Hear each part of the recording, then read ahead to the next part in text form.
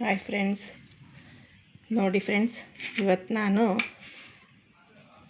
ಮಹಾಲಕ್ಷ್ಮಿಗೆ ಅಕ್ಕಿ ಹಾಕಿದ್ದೆ ಕಳಸಕ್ಕೆ. ನಾನು ಕೆಳಗಡೆ ಕಳಸ ಉಡುವಾಗ ಅಕ್ಕಿ ಅಳದಿಲ್ಲ. ಈಗ ನಿಮ್ಮ ಎದುರಿಗೆ ಅಳಿತಿದ್ದೀನಿ. ನಾನು ಎಷ್ಟು ಹಾಕಿದ್ದೆ, ಎಷ್ಟು ಉಲ್ಸಿದ್ದಾಳೆ ಲಕ್ಷ್ಮಿ, ಹಿಂಗೆ ನಮ್ಮ ಮನೆಗೆ ಬಂದಿದ್ದಾಳೆ, ನಮ್ಮ ಮನೇಲಿ ನೆಲೆಸಿದ್ದಾಳೆ ಅನ್ನೋದಕ್ಕೆ ಈ ಕಳಸದ ಅಕ್ಕಿನೇ ಸಾಕ್ಷಿ. ನೋಡಿರಿ, ಇದರಲ್ಲಿ ಹೂವಿದೆ, ತೆಗಿತಾ ಇದ್ದೀನಿ. ಒಂದೊಂದು ಅಕ್ಕಿನೂ ಲೆಕ್ಕನೇ ಫ್ರೆಂಡ್ಸ್ ಇಲ್ಲಿ. ಹಾಗಾಗಿ ನಾನು ಒಂದೊಂದೇ ಎಲೆ ಬಿಡಿಸ್ದಂಗೆ ಆಗ್ತಾಯಿತ್ತಂಗೆ ತೆಗಿತಾ ಇದ್ದೀನಿ. ನೀಟಾಗಿ ಆರಿಸ್ಬೇಕು ಅದನ್ನು. ಅಕ್ಕಿಯಿಂದನ ಕೈಯಾಗ ಒಂದು ಗರಿ ತಗೊಂಡ್ರೆ ನೋಡಿರಿ 3-4 ಅಕ್ಕಿ ಕಾಳು ಬರ್ತವೆ ಕೈಗೆ. ಆ ತಾಯಿ ನಮ್ಮ ಮನೆಗೆ ನೆಲೆಸಿದ್ದಾಳೆ ಇಲ್ಲ ಅನ್ನೋದಕ್ಕೆ ಆಕೆಗೆ ನಾವು ಹಾಕಿರೋ ಕಳಸದ ಅಕ್ಕಿನೇ ಸಾಕ್ಷಿ.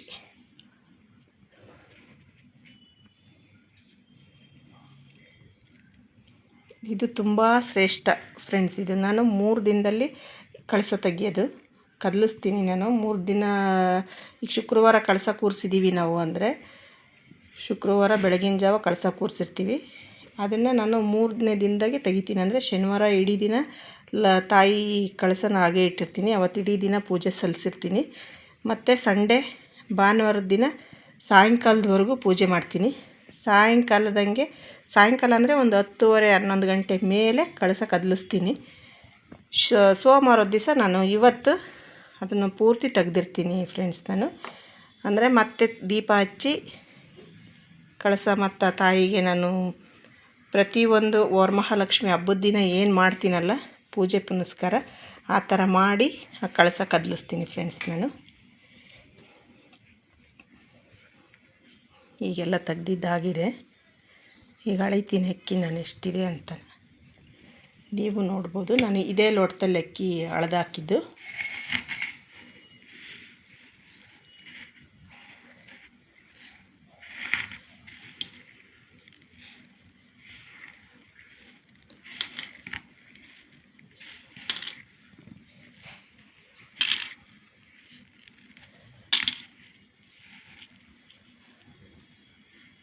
ಈ ಥರ ಹಾಕಿದ್ದೀನಿ ನಾನು.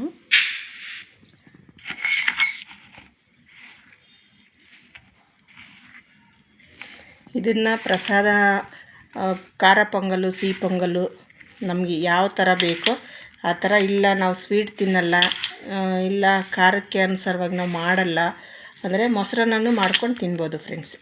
ಹಂಗೆ ಹಿಂಗೆ ಅಂತ ಇಲ್ಲ. ಆ ತಾಯಿ ಪ್ರಸಾದ ಒಂಚೂರು ಪ್ರಸಾದವಾಗಿ ಮಾಡಿ ನಾವು ಸ್ವೀಟಾಗಿ ಮಾಡಬೇಕು ಫಸ್ಟು. ಅದಾದಮೇಲೆ ನಾವು ಪ್ರಸಾದ ಮಾಡಬೇಕು.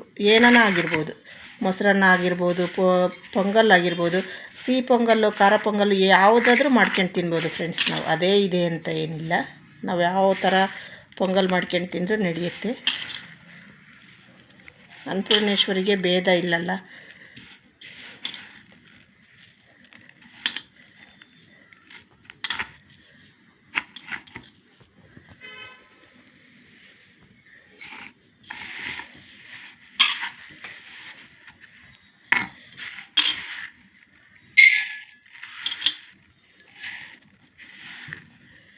ಅಳಿಬೇಕು ಅಂದರೆ ಫ್ರೆಂಡ್ಸ್ ನಾನು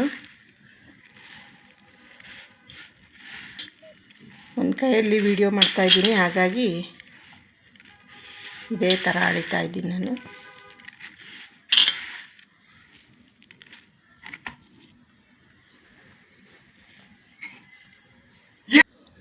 ಫ್ರೆಂಡ್ಸ್ ನೋಡಿ, 5 ಲೋಟ ಅಕ್ಕಿ ಹಾಕಿದ್ದೀನಿ. 5 ಲೋಟ ಇದರಲ್ಲಿ ಕರೆಕ್ಟಾಗಿ ಸಮ ಮಾಡಿ ಕಂಠಕ್ಕೆ 5 ಲೋಟ ಅಕ್ಕಿ ಹಾಕಿದ್ದೆ ನಾನು. ಇಷ್ಟು ಅಕ್ಕಿ ಉಲ್ಸಿದ್ದಾವೆ. ನನಗೆ ತುಂಬ ಖುಷಿ ಆಗ್ತಾಯಿತ್ತು ಇವತ್ತು. ಎಷ್ಟು ಖುಷಿ ಆಗುತ್ತೆ ಅಂದರೆ ಹೇಳ್ಬಾರ್ದು. ಮಡ್ಲಕ್ಕಿ ಹಾಕಿದ್ದೀನಿ. ಇದರಲ್ಲಿ 5 ಲೋಟ ಮಡ್ಲಕ್ಕಿ ಹಾಕಿದ್ದೆ ನಾನು. 5 ಲೋಟ ಮಡ್ಲಕ್ಕಿ.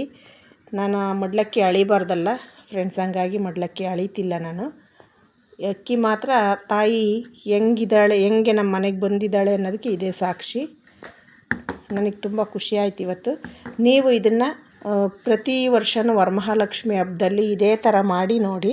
ಅಳತೆ ಮಾಡಿ, ಯಾವ ಕಪ್ಪಲ್ಲಿ ಅಳತೆ ಮಾಡಿರ್ತೀರೋ ಈ ಲೋಟ ಸಿಕ್ಕಿರಲಿಲ್ಲ ನನಗೆ. ಆ್ಯಕ್ಚುಲಿ ಇದು ನಮ್ಮ ಮನೆ ಕೆಳಗಡೆ ಮನೆಯವ್ರದ್ದು ಇದು ಲೋಟ. ನಾನು ಅವ್ರನ್ನ ಹೆಂಗಪ್ಪ ಹೋಗಿ ನಾನು ಅಕ್ಕಿ ಅಳಿಯೋಕ್ಕೆ ಲೋಟ ಕೇಳೋದು ಅಂದ್ಕೊಂಡಿದ್ದೆ. ಅವರೇ ನನ್ನ ಮಗಳಿಗೆ ಈ ಲೋಟದಲ್ಲಿ ಏನೋ ಸ್ನ್ಯಾಕ್ಸ್ ಹಾಕಿ ಕಳಿಸಿದ್ರು. ಹಾಗಾಗಿ ಈ ಲಕ್ಷ್ಮಿ ಎಷ್ಟು ಚೆನ್ನಾಗಿ ನಮ್ಮ ಮನೆಗೆ ಹೊಲ್ದಿದ್ದಾಳೆ ಅಂದರೆ ನನಗೆ ತುಂಬಾ ಖುಷಿ ಆಯಿತು ಫ್ರೆಂಡ್ಸ್. ಇದು ಲೋಟ ಬಂದಿದ್ದಾಗಿರ್ಬೋದು, ನಾನು ಅಂದ್ಕೊಂಡಿದ್ದಾಗಿರ್ಬೋದು, ತುಂಬ ಅಂದರೆ ತುಂಬಾ ಖುಷಿ ಆಯಿತು. ನೋಡಿ, ಇಷ್ಟು ಅಕ್ಕಿ ಎಕ್ಸ್ಟ್ರಾ ಆಗಿದೆ, ಅದನ್ನು ಇದಕ್ಕೆ ಹಾಕ್ತಾಯಿದ್ದೀನಿ ನೋಡಿ. ಅಂದರೆ 1-2 ಇಂಚು ಅಕ್ಕಿ ನಮಗೆ ಆ ತಾಯಿ ಹೊಲ್ದಿದ್ದಾಳೆ. ಅನ್ನಪೂರ್ಣೇಶ್ವರಿ ಸದಾ ನೆಲೆಸಿರ್ತಾಳೆ ಅನ್ನೋದಕ್ಕೆ ಸಾಕ್ಷಿ ಇದೇನೆ. ಮಹಾಲಕ್ಷ್ಮಿ ಅನ್ನಪೂರ್ಣೇಶ್ವರಿ ತುಂಬಾ ಅಂದರೆ ಅವರಿಬ್ಬರು ಮನೇಲಿ ನೆಲೆಸಿದ್ದಾರೆ ಅಂದರೆ ಯಾವುದಕ್ಕೂ ಬರ ಇಲ್ಲ ಅನ್ನಂಗೆ ಫ್ರೆಂಡ್ಸ್. ಇದಂತೂ ಕಟ್ಟಿಟ್ಟು ಬುತ್ತಿ. ಅವರಿಬ್ಬರಲ್ಲಿ ಒಬ್ಬರು ಯಾರಾದರೂ ಒಬ್ಬರು ಮಡ್ದವ್ರೆ ಅಂದರೆ ಯಾವುದೂ ನಮ್ಮಂತೆ ಆಗಿರಲ್ಲ. ನಮಗೆ ಎಷ್ಟು ಕಷ್ಟ ಅಂದರೆ ಹೇಳ್ಕೊಬಾರ್ದು, ಅಷ್ಟು ಕಷ್ಟ ಕೊಟ್ಟಿರ್ತಾನೆ ಭಗವಂತ ಅಂತ. ಅದು ಕಟ್ಟಿಟ್ಟು ಬುತ್ತಿ, ಇದು ಕಟ್ಟಿಟ್ಟು ಬುತ್ತಿ, ಎರಡರಲ್ಲಿ ಯಾವುದಾದ್ರೂ ಒಂದು ನಮಗೆ. ನಾನು ಮಡ್ಲಕ್ಕಿನ ಹಿಂಗೆ ಸಮ ಮಾಡಿದ್ದೀನಿ. ಈಗ ಮಡ್ಲಕ್ಕಿ ಅಳಿಬಾರ್ದಲ್ಲ ಫ್ರೆಂಡ್ಸ್, ಹಂಗಾಗಿ ನಾನು ಹಿಂಗೆ ಸಮ ಮಾಡಿದ್ದೀನಿ. ಮಡ್ಲಕ್ಕಿ ಉಬ್ಬಬೇಕು, ಹಿಂಗೆ ಉಬ್ಬಿರುತ್ತೇನೋ ನೋಡ್ತೀನಿ, ನಿಮಗೂ ತೋರಿಸ್ತೀನಿ ಅದನ್ನು. ಈ ಥರ ಉಬ್ಬಿರಬೇಕಂದ್ರೆ ಡಿಫ್ರೆನ್ಸ್ ನೋಡಿ. ಈ ಅಕ್ಕಿಗೂ ಹಿಂಗೆ ಉಬ್ಬಿರುತ್ತಲ್ಲ, ಇದಕ್ಕೂ ಡಿಫ್ರೆನ್ಸ್ ನೋಡಿ, ಗೊತ್ತಾಗುತ್ತೆ. ದೂರ ಹಿಡಿದು ತೋರಿಸ್ತೀನಿ ಕ್ಯಾಮ್ರಾ ನಾನು. ಈಗ ನೋಡಿರಿ, ಗೊತ್ತಾಗುತ್ತೆ. ಇಷ್ಟೇ ಡಿಫ್ರೆನ್ಸು.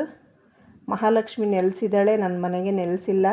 ಅನ್ನಪೂರ್ಣೇಶ್ವರಿ ಸದಾ ನಮ್ಮ ಮನೇಲಿ ಇರ್ತಾಳೆ ಅನ್ನೋದಕ್ಕೆ ಸಾಕ್ಷಿ ಇದೇನೆ. ಮಡ್ಲಕ್ಕಿನೂ ನಾನು ತೋರಿಸ್ತೀನಿ. ಮಡ್ಲಕ್ಕಿನ ಮನೆ ಹೆಣ್ಮಗಳಿಗೆ ಕೊಡಬೇಕು ಫ್ರೆಂಡ್ಸ್. ಹಾಗಾಗಿ ನಾನು ನಮ್ಮ ಮನೆ ಹೆಣ್ಮಗಳಿಗೆ ಕೊಡ್ತೀನಿ ಮಡ್ಲಕ್ಕಿನ. ಯಾರ ಮನೆಗೆ ಹೆಣ್ಮಕ್ಳಿಲ್ವೋ ಅವರು ದೇವಸ್ಥಾನಕ್ಕೆ ಕೊಡ್ಬೋದು, ಇಲ್ಲ ಹಸು ಬಂದರೆ ಹಸು ಕೊಡ್ಬೋದು, ಇಲ್ಲ ಹಂಗೂ ನಮಗೆ ಯಾವುದಕ್ಕೂ ಸರಿ ಹೋಗಲ್ಲ ಒಂದಲ್ಲ ಅಂದರೆ ಈಶ್ವರನ ದೇವಸ್ಥಾನಕ್ಕೆ ಕೊಟ್ಟರೆ ತುಂಬಾ ಒಳ್ಳೆಯದು ಫ್ರೆಂಡ್ಸ್. ಇದನ್ನು ತೋರಿಸ್ತೀನಿ ಮಡ್ಲಕ್ಕಿ ನಾನು ಹೆಂಗಿದೆ ಅಂತನ ಫ್ರೆಂಡ್ಸ್. ನೋಡಿ, ಮಡ್ಲಕ್ಕಿಲಿ ಎಲೆ ಒಣಗಿತ್ತು, ಹಾಗಾಗಿ ನಾನೇನು ಮಾಡಿದೆ, ಎಲೆ ಒಣಗಬಾರ್ದಲ್ಲ ಫ್ರೆಂಡ್ಸ್. ಹಾಗಾಗಿ 2 ಚೆನ್ನಾಗಿರೋ ಎಲೆ ಇಟ್ಟಿದ್ದೆ ನಾನು. ಮಡ್ಲಕ್ಕಿಗೆ ಎಲೆ ಒಣಗೈತಲ್ಲ ಅಂದು, ಮತ್ತು ಎಲೆ ತೆಗಿಬಾರ್ದು, ಹಾಗಾಗಿ ನಾನು 2 ಎಲೆ ಇಟ್ಟಿದ್ದೆ. ಈಗ ತೋರಿಸ್ತಾ ಇದ್ದೀನಿ ನೋಡಿರಿ ನಿಮ್ಮ ಮುಂದೆನೇ. ಎಲೆ ತೆಗಿತಾ ಇದ್ದೀನಿ ನಾನು, ತೆಗೆದು ತೋರಿಸ್ತೀನಿ. ಅಕ್ಕಿ ಇದೆ ಈಗ ಹೆಂಗೆ ತೋರಿಸಿದ್ನಲ್ಲ ನಾನು, ಆ ತಾಯಿ ಅಕ್ಕಿ ನಾನು ಹೆಂಗೆ ಹಾಕಿದ್ದೆ ಅಂತನ ನೋಡಿ. ತೆಂಗಿನಕಾಯಿನೂ ಇಟ್ಟಿದ್ದೆ ನಾನು ಮಡ್ಲಕ್ಕಿ ಜೊತೆಗೆ. ವಿಘ್ನೇಶ್ವರ ಫ್ರೆಂಡ್ಸ್ ನೋಡಿ, ವಿಘ್ನೇಶ್ವರನ ಇಟ್ಟಿದ್ದೆ ನಾನು. ವಿಘ್ನೇಶ್ವರನ ತೆಗಿತಾ ಇದ್ದೀನಿ. ಪಾದ, ಲಕ್ಷ್ಮಿ ಪಾದ ಇಟ್ಟಿದ್ದೆ ನೋಡಿ. ತಾಯಿ ಪಾದ ತೆಗಿತಾ ಇದ್ದೀನಿ. ಮಡ್ಲಕ್ಕಿ ಒಳಗಿಟ್ಟಿರಲಿಲ್ಲ ಫ್ರೆಂಡ್ಸ್. ನನ್ನ ಮಗಳು ಕಳ್ಸಕ್ಕಿಟ್ಟಿದ್ನಲ್ಲ, ಅವನ್ನ ಮಡ್ಲಕ್ಕಿಗೆ ಇಟ್ಟಿದ್ದಾಳೆ. ಹಾಗಾಗಿ ಅವನ್ನ ತೆಗೆದು ಅದರೊಳಗೆ ಇಡ್ತಾಯಿದ್ದೀನಿ ನೋಡಿ. ಅಕ್ಕಿ ಎಷ್ಟು ಚೆನ್ನಾಗಿ ಉಬ್ಬಿದೆ ನೋಡಿ, ತೋರಿಸ್ತೀನಿ ಈಗ. ಕೊಬ್ಬರಿ ಬಟ್ಲು ಖಾಲಿ ಇರಬಾರ್ದು ಅಂದು ನಾನು ಕೊಬ್ಬರಿ ಬಟ್ಲು ಇದನ್ನೆಲ್ಲ ಇಟ್ಟಿದ್ನಲ್ಲ, ಅದನ್ನು ತೆಗಿತಾ ಇದ್ದೀನಿ. ಬಳೆ ಇದಿಷ್ಟು ಹೆಣ್ಮಗಳಿಗೆ ಕೊಡಬೇಕು ಫ್ರೆಂಡ್ಸ್, ಮನೆ ಹೆಣ್ಮಗಳಿಗೆ. ಏನು ನಾವು 101 ರೂಪಾಯಿ ದಕ್ಷಿಣೆ ಇಟ್ಟಿರ್ತೀವಲ್ಲ, ಅದನ್ನು ಸೇರಿ ಅವ್ರಿಗೆ ಕೊಡಬೇಕು. ಇದು ಕಂಕಣ. ನಾವು ಈ ಕಂಕಣನ ಫ್ರೆಂಡ್ಸ್ 1 ವರ್ಷದವರೆಗೂ ನಾವು ಇದನ್ನು ಪೂಜೆ ಮಾಡ್ತಾ ಹೋಗಬೇಕು. ಇದೇ ಕಂಕಣನ. ಈ ಕಂಕಣ ನಾವು ಎಷ್ಟು ಜೋಪಾನವಾಗಿ ಇಟ್ಕೊಂಡು ಪೂಜೆ ಮಾಡ್ತೀವೋ ನಮ್ಮ ಮನೆ ಅಷ್ಟು ಚೆನ್ನಾಗಿರುತ್ತೆ ಫ್ರೆಂಡ್ಸ್. ಇದು ಒಣಗೋಗ್ಬಿಟ್ಟಿದೆ, ಇದನ್ನು ತೆಗಿತಾ ಇದ್ದೀನಿ ನಾನು.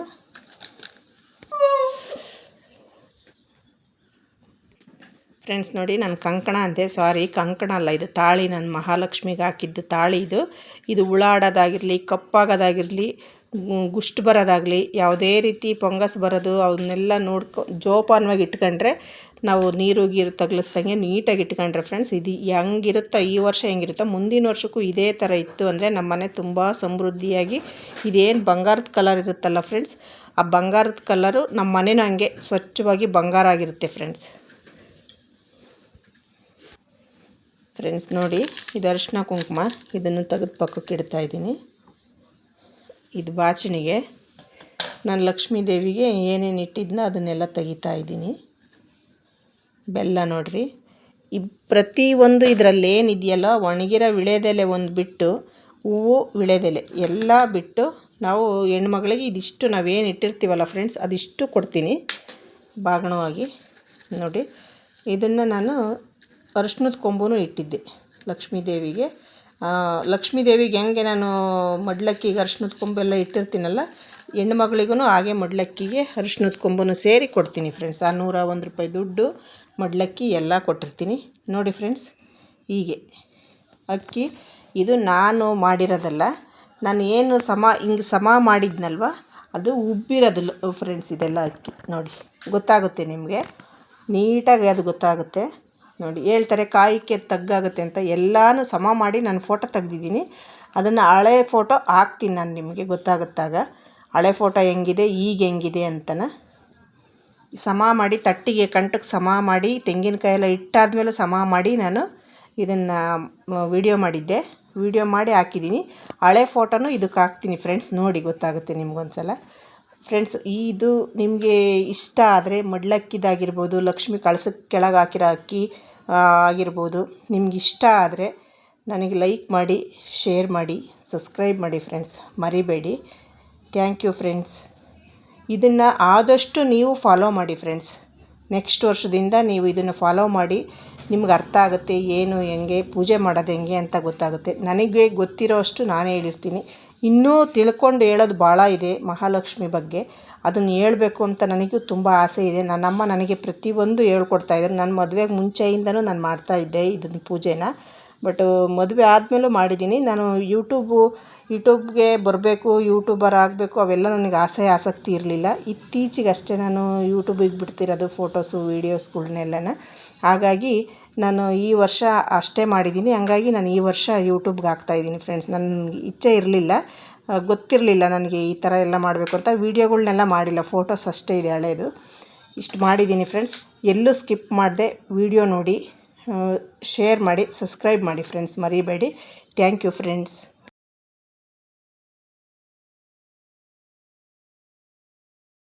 ಫ್ರೆಂಡ್ಸ್ ನೋಡಿ, ಹಾಗೆ ಉಪ್ಪನ್ನು ಪೂಜೆಗೆ ಇಟ್ಟಿದ್ದೆ ನಾನು.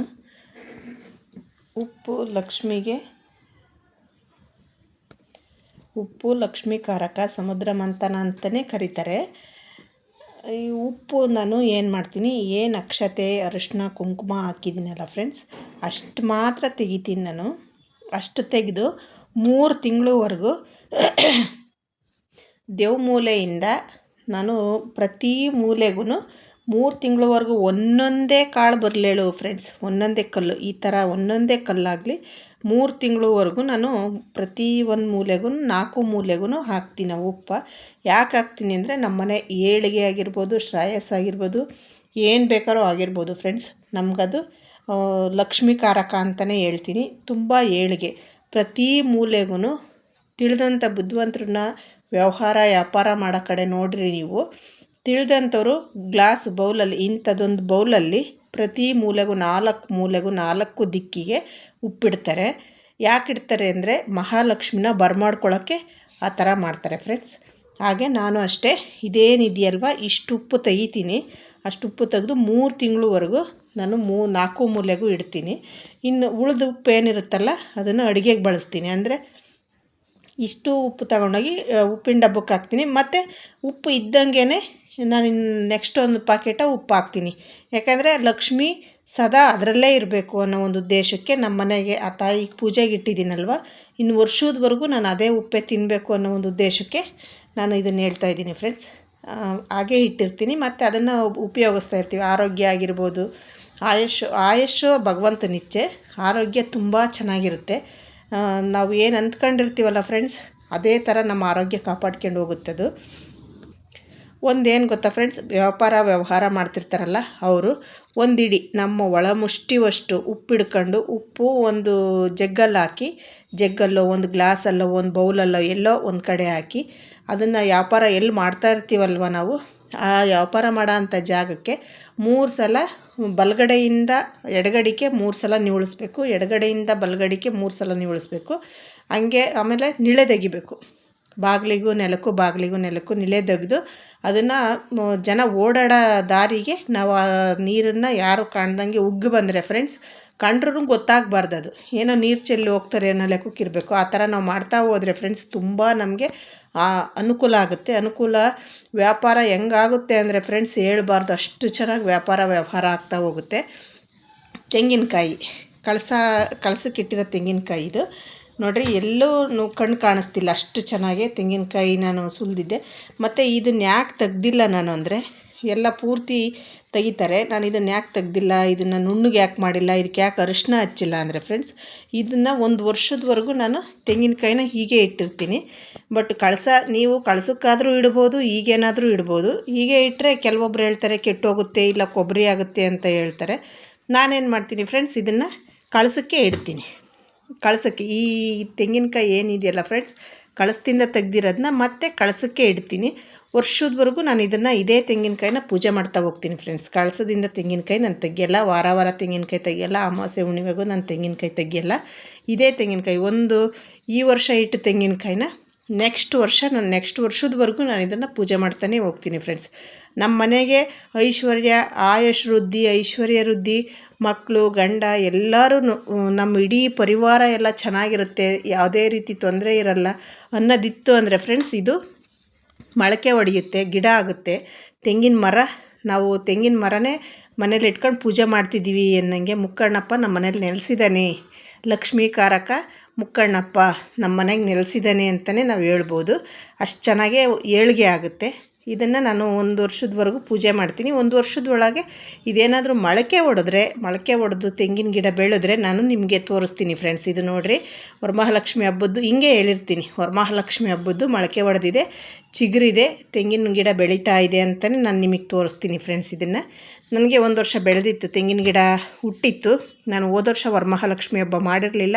ಕೆಲವೊಬ್ರು ಹೇಳಿದರು 3 ವರ್ಷ ಮಾಡಬೇಡ್ರಿ ಅಂತನ. ಬಟ್ ದೇವ್ರ ಪೂಜೆ ಮಾಡೋಕ್ಕೆ ವರ್ಷ, ಕಾಲ, ಟೈಮು ಅಂಥವೆಲ್ಲ ಇಲ್ಲ. ನನಗನ್ಸಿದ್ದು ಹೇಳ್ತೀನಿ ಫ್ರೆಂಡ್ಸ್, ನನಗಿಲ್ಲ ಹಂಗೆ. ಪೂಜೆ ಮಾಡೋಕ್ಕೆ ಯಾವುದಾದ್ರೇನು, ಈಗೆಲ್ಲ ಒಂದು ಊರಿಗೆ ಹೋಗಬೇಕು, 12 ವರ್ಷ ತುಂಬಿದೆ, ಅವ್ರ ಮನೆಗೆ ಹೋಗಬಾರ್ದು ಅಂತಾರೆ, ಅದು ಬೇರೆ ವಿಷಯ. ದೇವ್ರ ವಿಷಯದಾಗೆ ವರ್ಷ, 6 ತಿಂಗಳು, 3 ತಿಂಗಳು ಅಂತ ಇಲ್ಲ ಫ್ರೆಂಡ್ಸ್ ನನಗೆ. ಹೋದ ವರ್ಷ ನಾನು ಮಾಡಿರಲಿಲ್ಲ, ಬಟ್ ಲಕ್ಷ್ಮಿ ಇಟ್ಟು ಪೂಜೆ ಮಾಡಿದ್ದೆ, ಮಡ್ಲಕ್ಕಿ ಹಾಕಿದ್ದೆ. ಈಗ ಹೆಂಗೆ ಮಾಡಿದ್ನೋ, ಸೀರೆ ಉಡಿಸ್ತೇನೆ, ಅದೇ ಥರನೇ ಪೂಜೆ ಮಾಡಿದ್ದೆ ನಾನು ಫ್ರೆಂಡ್ಸ್ ಹೋದ ವರ್ಷ. ಹಾಗೆ ಈ ವರ್ಷವೂ ಹಾಗೆ ನಾನು ಕಳಸ ಹೂಡಿ ಮಡ್ಲಕ್ಕಿ ಹಾಕಿ ಪೂಜೆ ಮಾಡಿದ್ದೀನಿ. ಈಗ ಈ ತೆಂಗಿನಕಾಯಿನ ಇನ್ನು ವರ್ಷದವರೆಗೂ ನಾನು ಪೂಜೆ ಮಾಡ್ತಾ ಹೋಗ್ತೀನಿ ಫ್ರೆಂಡ್ಸ್.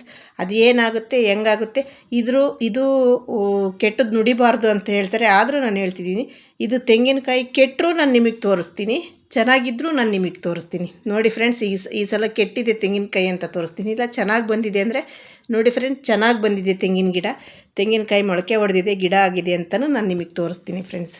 ಇದು ನಿಮ್ಗೆ ಇಷ್ಟ ಆದರೆ ನನಗೆ ಲೈಕ್ ಮಾಡಿ, ಶೇರ್ ಮಾಡಿ ಫ್ರೆಂಡ್ಸ್, ಸಬ್ಸ್ಕ್ರೈಬ್ ಮಾಡಿ ಮರಿಬೇಡಿ. Thank you friends.